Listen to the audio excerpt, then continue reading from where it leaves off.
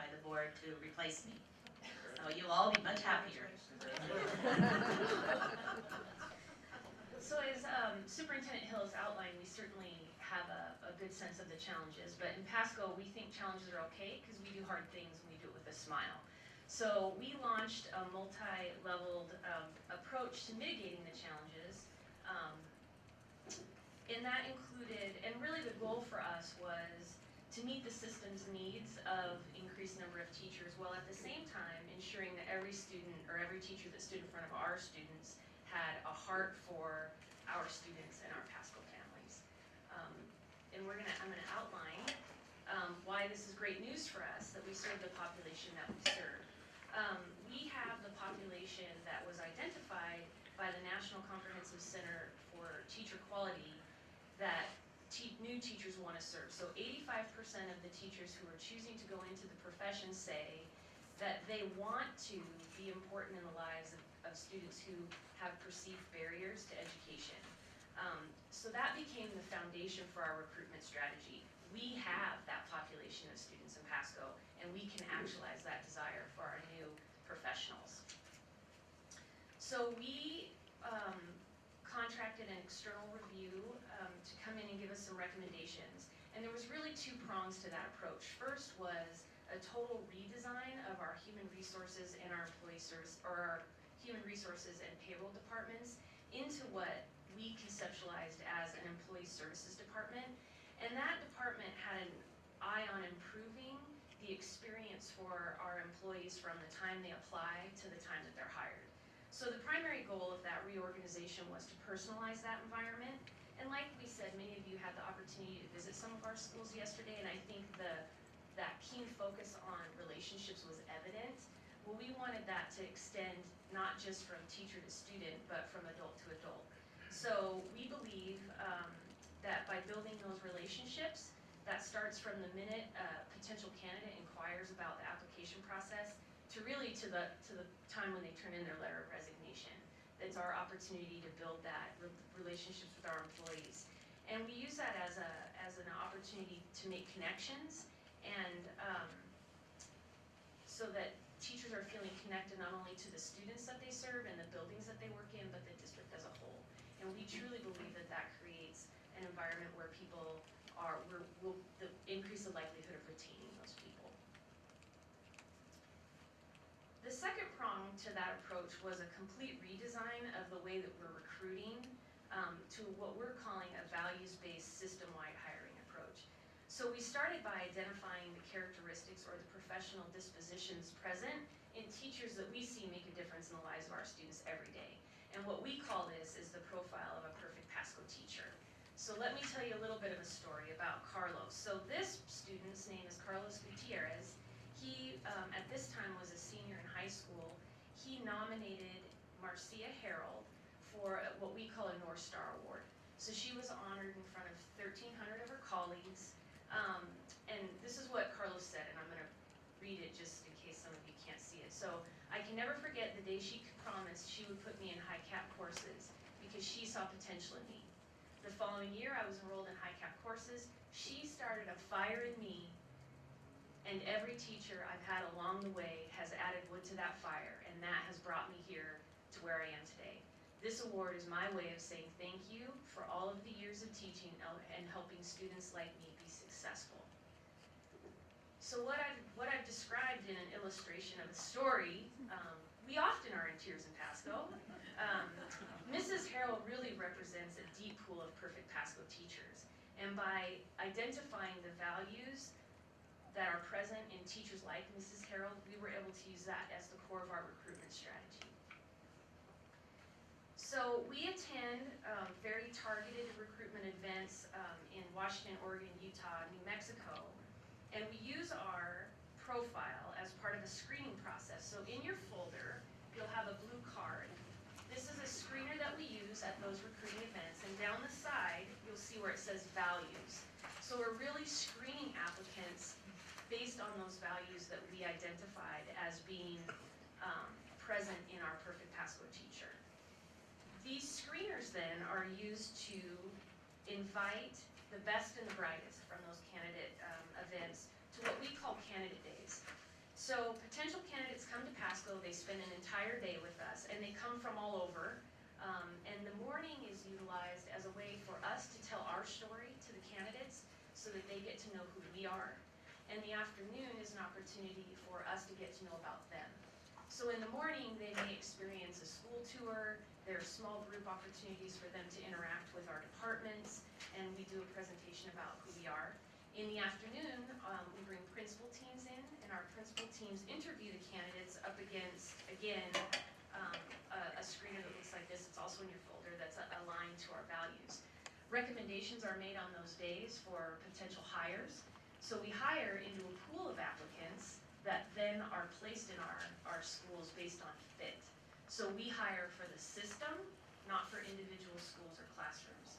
Again, truly with that profile of a perfect Pasco teacher at the core.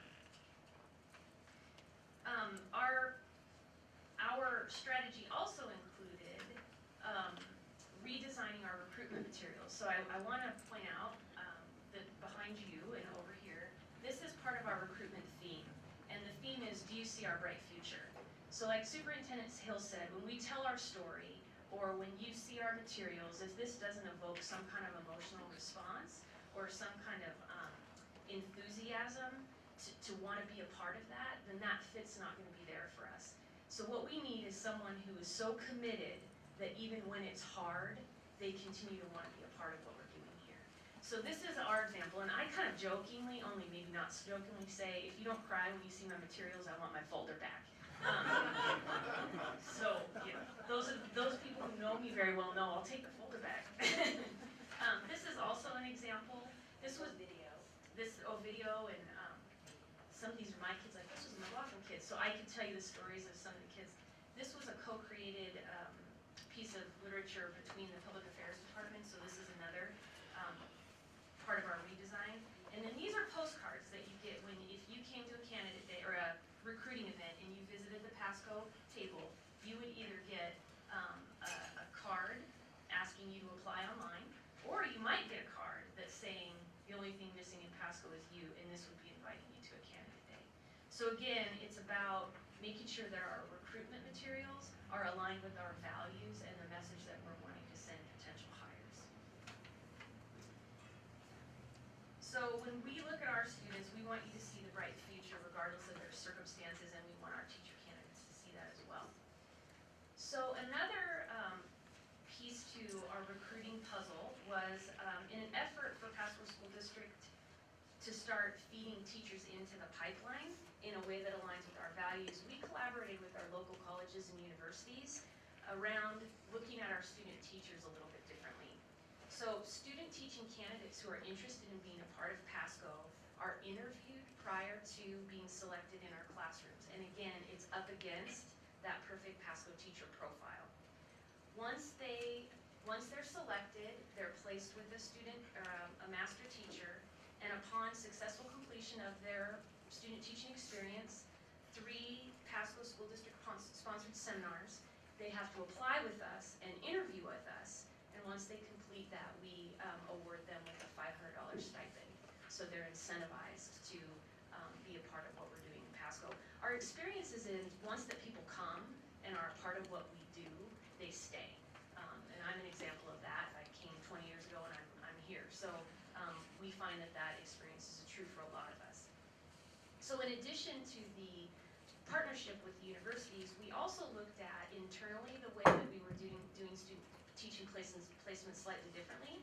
So we created a vetting process to identify the master teachers, making sure that we were having enough master teachers around the areas we needed them. We had enough master teachers in science, math, etc., and that they were the right teachers. We also made an agreement with our local universities that we would use what we call a co-teaching model. And that's where the master teacher and student teacher work shoulder to shoulder through a gradual release of responsibility versus the traditional format that I had where I came and then this master teacher left forever and then came back at the end. Our master teacher and student teacher work side by side through that gradual release of responsibility, so the student teacher is getting job embedded, just in time feedback every day of their student teaching experience. And then in addition, we created a professional learning community for our place to come where they can get some coaching tips and mentoring tips, and mostly some tips around how do they let go of their side of the, because you know how we are as teachers, we don't want to give up our kids, so they need some coaching from those of us that are in charge of the program to talk about how do we let go a little bit, or maybe more than a little bit. We also took a look at, now that we have them, how do we keep them, that retention piece. So the Pasco Association of Educators, which is our local union leadership, and Pasco School District co-structured a support for new teachers that includes a mentoring program, and that starts with a fall induction for our new teachers, and then is followed up with monthly meetings after that are really around what we term just-in-time training. So, for example, the month right before a student or a teacher is going to do their first set of parent-teacher conferences, they get some real training around how do you organize for that, how do you prepare for the tough conversations, what do you do if it's not going well, you know, those types of things that you need some coaching around the first time you experience. There's also an opportunity then for some one-on-one meeting or coaching if a new teacher has some individualized and specialized needs, there's support available in that way also. We believe we have the best teachers in the state, and we seek opportunities to recognize them any chance we get. And on the slide is some lists of how we do that. And if I could ask if you could click that link for me. Sure. That would be great. The bottom one. There you go. Thank you. Just to let you know, we're sort of running out of time for Okay. your portion. Our students think we have the best teachers too, and this is super short, and then we'll turn it over to Jose.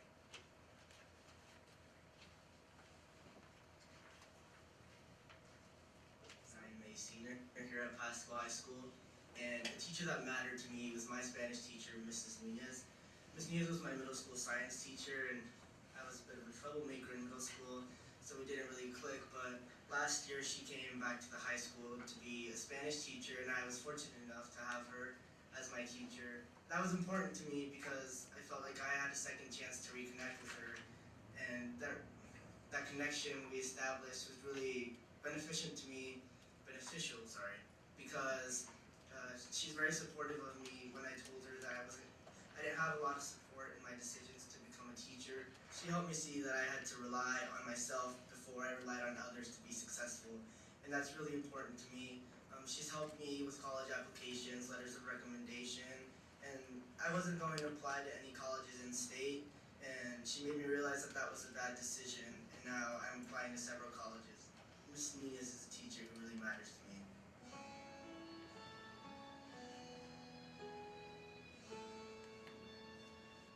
So it's my pleasure to introduce Jose Cruz, who is one of our best teachers.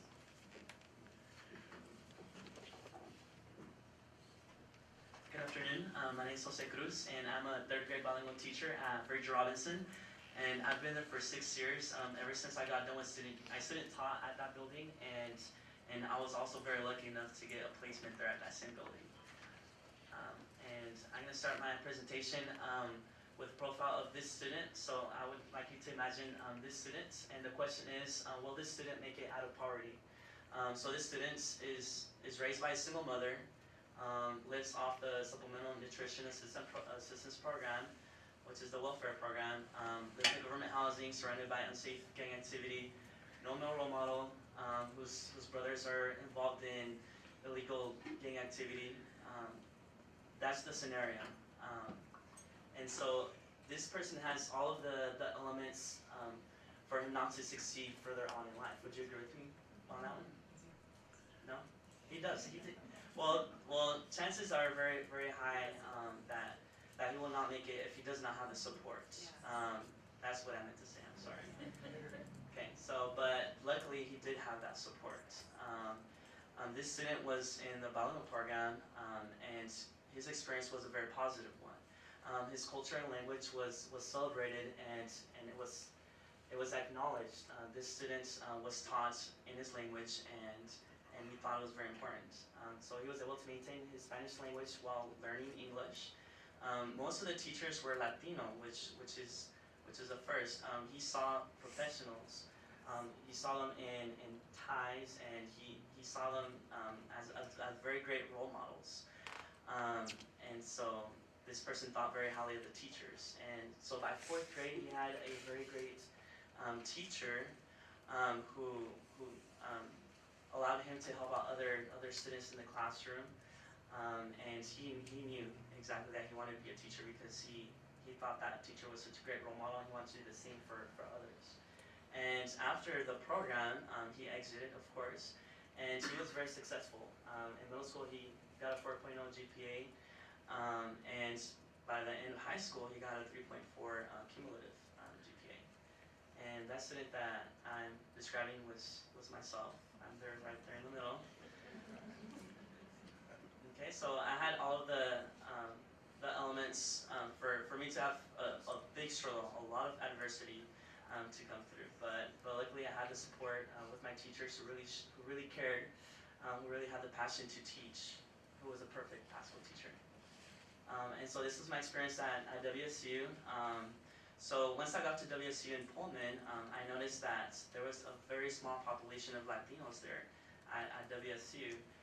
But luckily, I got involved with a lot of different groups, and I very quickly became a leader of these groups that I became a part of, and I was a co-chair for a conference that brought Latinos to WSU. That way they get to experience WSU, and hopefully they will attend WSU or just get very interested in higher education. And my cohort in the education program was of 50 students. It was a very, very big cohort, but most of those students were Caucasian, they were middle class, and they were all female. I was the only male Latino who knew Spanish in that cohort, and that blew me away. Well, there were actually 2 males, but one dropped, and so I was the only one. So I kind of felt like I was representing all of the males, so I tried my best. So I got you, males. After I got done with my part at WSU, I came to Pasco, and I had a really great experience with an awesome, amazing pastoral teacher, Mr. Averona. He was kind of like a father figure to me, and he showed me the ropes of how to become a great teacher like he